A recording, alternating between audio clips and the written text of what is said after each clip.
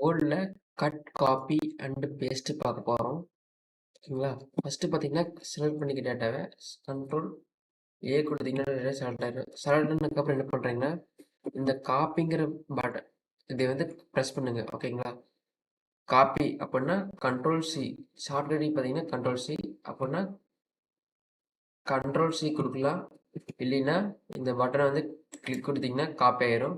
Copy ஆனதுக்கப்புறம் எனக்கு இங்கே வேணும்னாடிக்கு என்ன பண்ணுறேன்னா, அதே டெஸ்ட்டு நான் வந்து பேஸ்ட் பண்ண போகிறேன். ஓகேங்களா?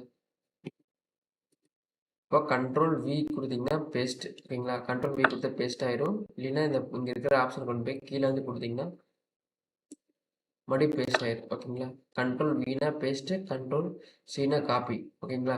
இப்போ கட்டுனா நான் மறுபடியும் டேட்டா செலக்ட் பண்ணிட்டு கண்ட்ரோல் ஏ கொடுத்து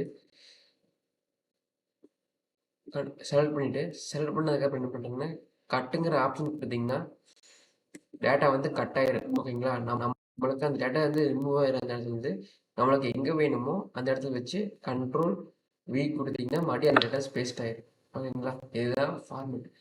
இப்போ பார்த்தீங்கன்னா காப்பி பண்ணுறதுக்கு control C shortcut key, paste பண்ணுறதுக்கு கண்ட்ரோல் வி. ஓகேங்களா? கண்ட்ரோல் எக்ஸ் வந்து கட் பண்ணுறதுக்கு. அதாவது காப்பிங்கும் போது அந்த டேட்டா அங்கேயே தான் இருக்கும், எங்கேயும் ரிமூவ் ஆகாது. கட்டுங்கிற போது அந்த டேட்டா ரிமூவ் ஆயிரும், வேறு இடத்துக்கு போய் பேஸ்ட் ஆயிரும். எக்ஸல் வேர்டில் கட், காப்பி அண்ட் பேஸ்ட்.